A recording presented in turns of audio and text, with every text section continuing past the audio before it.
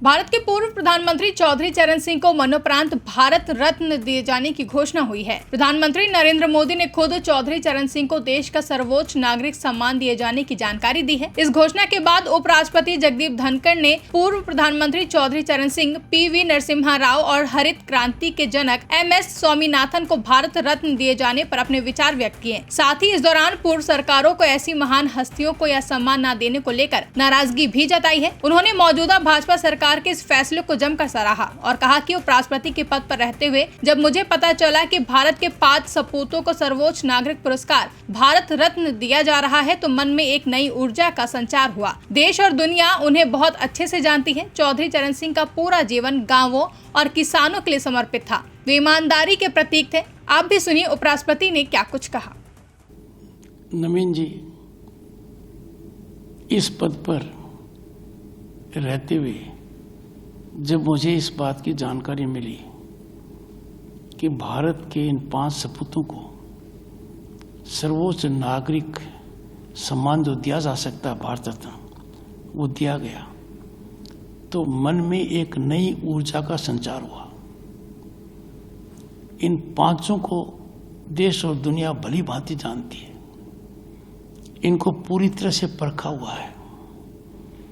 चौधरी चरण सिंह जी, उनका पूरा जीवन किसान और गांव को समर्पित था। वो ईमानदारी के प्रतीक रहे। मुझे व्यक्ति से बहुत उनसे मिलने का मौका नहीं मिला, पर 1977 में जब वो राजस्थान आए थे तो मैं जयपुर से चलकर श्री गंगानगर गया और उनका आशीर्वाद प्राप्त किया। आप देखिए, आज किसी भी मापदंड पर जांच कीजिए,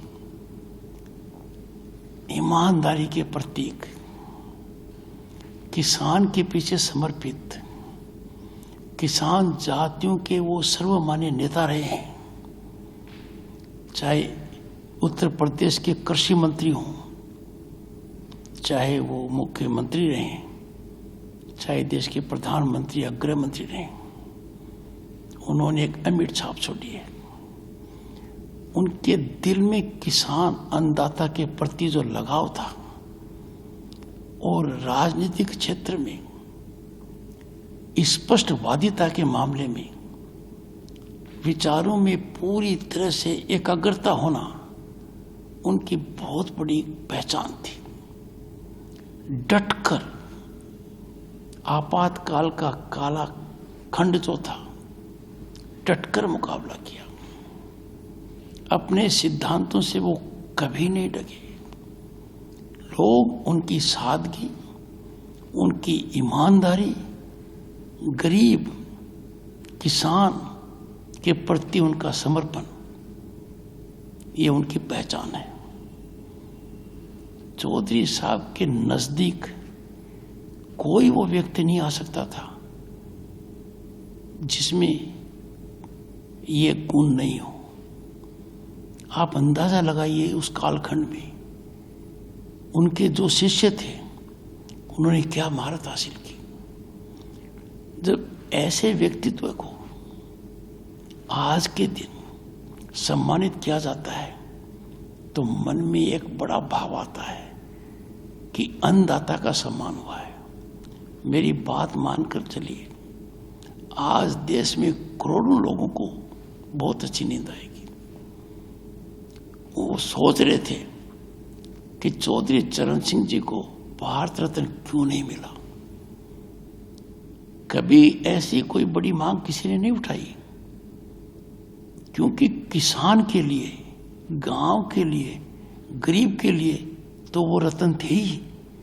पर जब आज सम्मान मिला है और भारत एक नई ऊंचाई की ओर छलांग लगा रहा है, आज का भारत दुनिया में प्रभावी है। आज के भारत की अर्थव्यवस्था दुनिया के देशों में भारत की इज्जत सर्वोपरि है। ऐसे भारत में, ऐसे मौके पर, अमृत काल में, आजादी का अमृत उत्सव हमारे संविधान का भी इस वर्ष में है। ऐसे मामले में ऐसा निर्णय होना दिल को सुकून देता है, दिमाग को प्रभावित करता है और एक नए उत्साह का संचार करता है कि मैं उस देश का निवासी हूं जहां ये कदम उठाया गया है। व्यक्तिगत मेरे लिए इससे बड़ी कोई उपलब्धि नहीं हो सकती कि भारत के उपराष्ट्रपति के पद पर रहकर कृषक पुत्र होने के नाते जब मुझे जानकारी मिली तो बिना समय गंवाए मैंने इस जानकारी को राज्यसभा के सदस्यगण के साथ शेयर किया और सदन में जो इसका स्वागत हुआ और हर वर्ग से स्वागत हुआ उससे मैं विभूत हूं। मैंने कल्पना में नहीं सोचा था कि मैं इस पद पर पहुंचूंगा, पर यह बदलते हुए भारत की तस्वीर है। पर यह तो मैंने सोचा ही नहीं था कि इस पद पर रहकर मेरे को वो देखने को मिलेगा जो आज मैंने देखा। मैं आपको एक बात बताता हूं, चौधरी साहब के जीवन को आप अध्ययन कीजिए, उनके विचारों की जानकारी लीजिए।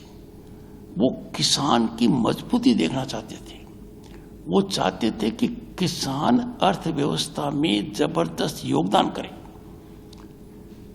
और मैंने कई जगह चौधरी साहब की रीति नीति को पढ़कर नजदीकी से अध्ययन कर कई जगह मैंने अपने भाषण में कहा है कि अन्नदाता को मजबूती तब आएगी जब अन्नदाता एग्रीकल्चर प्रोड्यूस पैदा करता है और वहीं तक सीमित रह जाता है। उसकी मार्केटिंग के अंदर इन्वॉल्वमेंट होना चाहिए, वैल्यू एडिशन के अंदर होना चाहिए, उसके एक्सपोर्ट और इंपोर्ट में होना चाहिए, दूध और वेजिटेबल्स में इन्वॉल्वमेंट होना चाहिए। चौधरी साहब का सोच बहुत बड़ा था और व्यक्तित्व देखिए कितना बड़ा था। देश को कभी वो देखने को नहीं मिलेगा जो चौधरी साहब ने देखा था और अन्य नेताओं ने देखा था। आपातकाल की मार,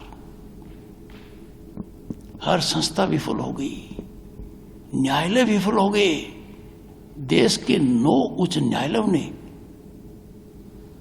आदमी के पक्ष में फैसला दिया, नागरिक के पक्ष में फैसला दिया। ये फैसला दिया कि मौलिक अधिकारों को सस्पेंड नहीं किया जा सकता। सुप्रीम कोर्ट ने उस फैसले को बदल दिया। डटकर चौधरी साहब ने मुकाबला किया।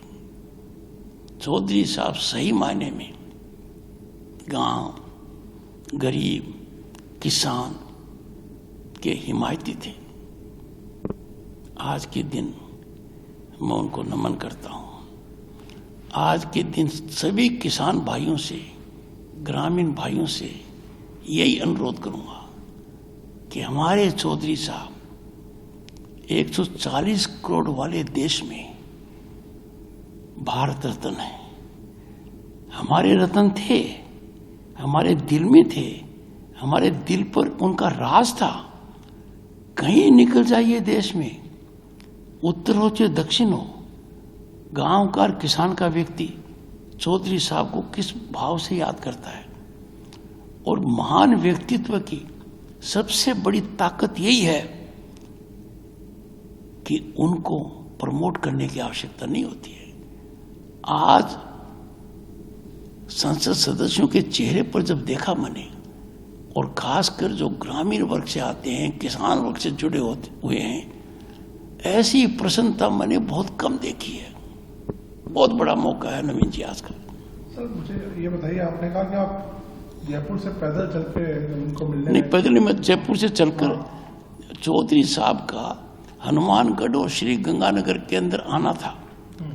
उस समय जो आप आज कर रहे हैं ना संचार, सोशल मीडिया, वो नहीं था। टेलीविजन भी ऐसा नहीं था। जब अखबार से जानकारी मिली तो मेरे मन में आया कि मुझे इस महानुभाव का आशीर्वाद प्राप्त करना चाहिए। मैं बालक था। मैं जब वहां गया तो भोजन कर रहे थे, वो जमीन पर बैठकर भोजन कर रहे थे। चौधरी साहब ने कभी किसी को गिरावट होते हुए मदद नहीं की। सब जानते थे कि चौधरी साहब के सामने यदि अगर कोई ऐसा आचरण हो गया जो सात्विक नहीं है, सर्वोत्तम नहीं है, तो चौधरी साहब खिंचाई करते थे और किसान को हमेशा एक ही बात कहते थे कि अर्थव्यवस्था में योगदान देने के अलावा किसान भारतीय राजनीति की भी रीढ़ की हड्डी है। और मुझे आज प्रसन्नता होती है कि आज किसान वर्ग में जाइए आप और थोड़ा अंदाजा लगाइए, किसान के बच्चे आज नौकरी में कितने आगे हैं, गांव के अंदर कितनी काया बदल गई है। एक तरीके से चौधरी साहब का सपना संचार हो रहा है, पूरी तरह से पृष्ठभूमि मेरे को दिख रही है। तो ऐसे महान व्यक्तित्व का इतना बड़ा आदर होना और इस कालखंड में होना जहां भारत अमृत काल में है, तो अमृत काल जो गौरव काल है उसमें ऐसे लोगों का मान बढ़ाना, गौरवान्वित करना हम सब के लिए बहुत बड़ी प्रसन्नता का विषय है। सर लेकिन आपको लगता नहीं कि थोड़ी देर हुई इसको सम्मान को मिलने में? देखिए, भारत रत्न कर्पूरी ठाकुर जी को मिला है, चौधरी चरण सिंह जी को मिला है, स्वामीनाथन जी को मिला है, एल.के. अडवाणी जी को मिला है, नरसिम्हा राव जी को मिला है। पांचों के बारे में किसी को कोई शंका नहीं है, कोई संशय नहीं है, इनको मिलना ही चाहिए था, मौका था, देना चाहिए था। आज के दिन मैं ये कहूंगा नवीन जी, सरकार के इस कदम से, जिसके लिए सरकार और प्रधानमंत्री साधुवाद के पात्र हैं, भारत रत्न का सम्मान बढ़ा आज के दिन, भारत रत्न का वचन बढ़ा आज के दिन। आप अंदाजा लगाइए, पद्मा अवार्ड जब पहले मिलते थे तो उनका क्या दृष्टिकोण था। आज के दिन जिसको पद्मा अवार्ड मिलता है, पद्मश्री भी मिलो चाहिए, पहले कोई जाने या न जाने, मिलते ही सब एक स्वर में कहते हैं कि सही मिला, जरूर मिलना चाहिए था। आज के दिन कोई देश और दुनिया में नहीं मानेगा और उनके मन में एक ही खिंचाव रहेगा, थोड़ी पीड़ा रहेगी कि पहले क्यों नहीं मिला। सामाजिक न्याय का मामला देखेंगे तो कर्पूरी ठाकुर जी का नाम, कर्पूरी ठाकुर जी के सुपुत्र हमारे राज्यसभा के सदस्य हैं, चौधरी चरण सिंह जी के पोते हमारी राज्यसभा के सदस्य हैं, जयंत चौधरी। चौधरी साहब से जो मिला स्फूर्ति आई। और एक बात और है, चौधरी साहब ने मौलिकता से नाता कभी नहीं छोड़ा, नैतिकता को सर्वोपरि रखा और बेईमानी की बात तो उनके सामने करने की कोई सोच ही नहीं सकता था। जिंदगी भर वो सिफारिश के खिलाफ रहे। ऐसे उत्कृष्ट उच्च आदर्श समाज में स्थापित करने वाले, उनका सही पालन जीवन भर करने वाले व्यक्ति को जब इतनी देरी से सम्मान दिया गया है, थोड़ी पीड़ा होती है, पर वो पीड़ा आज दब गई, अब उस पीड़ा का असर नहीं रहा। आज चौधरी साहब को भारत रत्न मिल गया। आप अंदाजा लगा सकते हैं, करोड़ों किसान, करोड़ों ग्रामीण आज के दिन सुख की नींद सोएंगे। जितना उत्साह होगा वो उसकी कल्पना ही की जा सकती है। मेरा आखिरी सवाल आपसे सर, क्या आपको लगता है जिस तरह के अब जो सिलेक्शन हो, जो इस तरह के जो लोगों को जैसा भारत रत्न मिल रहा है या दूसरे अवार्ड्स मिल रहे हैं, इसके पीछे कहीं ना कहीं एक संदेश है और एक इससे इंस्पिरेशन मिलेगी एक बहुत बड़े तबके जैसा कि किसान या जो काम करने वाले मेहनत कश लोग, सोशल जस्टिस की फील्ड में काम करने वाले लोग हैं, और वो लगता है एक बड़ा मैसेज है इसके पीछे। नवीन जी, हमारी सांस्कृतिक विरासत 5000 साल की है। उस 5000 साल में कुछ नैतिक मूल्य स्थापित हुए हैं, मापदंड रखे गए हैं। आप पीछे के कालखंड में चले जाइए, सम्मानित कौन होते थे? जिनका गरिमापूर्ण आचरण समाज में रहता था, जो पूरे समाज की भलाई चाहते थे, बहुत बड़े व्यक्तित्व के धनी थे, आदर्श उनमें समाहित होते थे, होता रहा है। भारत रत्न की गरिमा निश्चित रूप से मानिए बहुत बढ़ गई है। जब इतने महान व्यक्तित्वों को इससे सम्मानित किया जा रहा है तो हर आदमी, हर भारतीय के मन में एक बात आती है कि अब मापदंड बदल गए। अब मापदंड में राष्ट्रवाद है, अब मापदंड में आदर्शवाद है, अब मापदंड के आकलन देश हित वाले हैं, किसान हित वाले हैं, गरीब हित वाले हैं। और अन्नदाता को तो कितनी खुशी मिली होगी। डॉक्टर स्वामीनाथन को देखिए,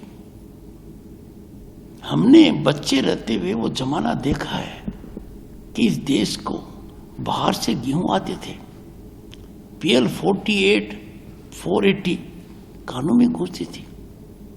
He brought about revolution।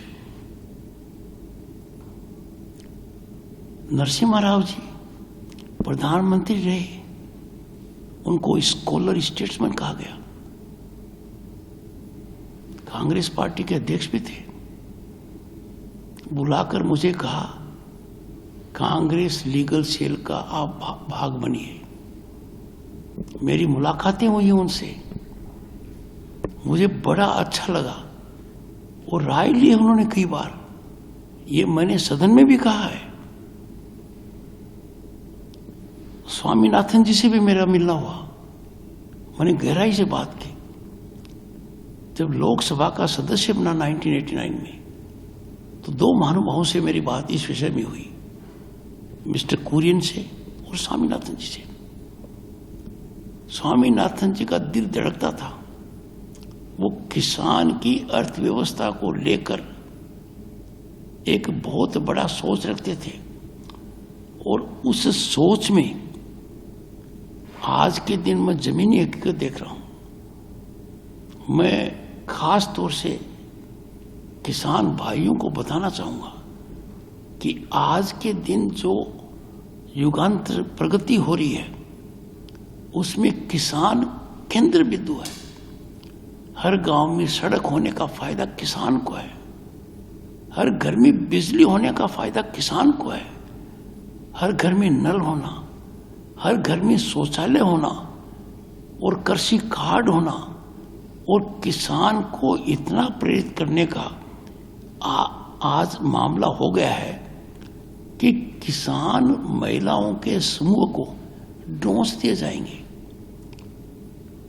मेरी बात मान लीजिए आप कि सकारात्मक सोच के साथ किसान यदि अगर आगे बढ़ेगा तो भारतीय अर्थव्यवस्था का वो प्रमुख अंग है, पर इससे भी ज्यादा महत्वपूर्ण अंग रहेगा। और किसान समुदाय को मैं अपील करता हूं कि उत्पादन उनका है, कृषि जिन्स उनके हैं, दूध उनके यहां है, फल और सब्जी उनके यहां है। उसके अंदर वो आज की तकनीकी का उपयोग करते हुए, सरकारी नीतियों का फायदा उठाते हुए, भंडारण की ओर ध्यान देते हुए वैल्यू ऐड करना चाहिए। और जब किसान परिवार इसमें आगे आएगा तो दुनिया के सबसे बड़े व्यापार का वो हिस्सा बनेगा। आज वो उत्पादक है और अपने उत्पादक व्यवस्था के अंदर आगे नहीं बढ़ पा रहा है। मैंने 3 बिंदु पर खास तौर से ध्यान दिया है। चौधरी चरण सिंह जी की बात का अध्ययन कर पढ़कर और कृषि केंद्रों में जाकर कहा मैंने आधा दर्जन से ज्यादा कि किसान अपने बच्चे बच्चियों को प्रेरित करें कि वो एग्रीकल्चर प्रोड्यूस की मार्केटिंग में आ गए हैं, एग्रीकल्चर प्रोड्यूस के वैल्यू एडिशन करें, दूध, वेजिटेबल एंड फ्रूट्स के मामले को उत्कृष्ट स्तर पर ले जाएं। इसके क्रांतिकारी परिणाम अर्थव्यवस्था में आएंगे। तो आज का दिन मेरी बात मानिए बहुत सुख और चैन देने वाला है, बहुत प्रसन्नता का विषय है। ब्यूरो रिपोर्ट, इंडिया पब्लिक खबर। फिलहाल के लिए इस खबर में बस इतना ही। देश और दुनिया की ऐसी तमाम बड़ी खबरों के लिए हमारे YouTube चैनल को सब्सक्राइब करें और बने रहें इंडिया पब्लिक खबर के साथ।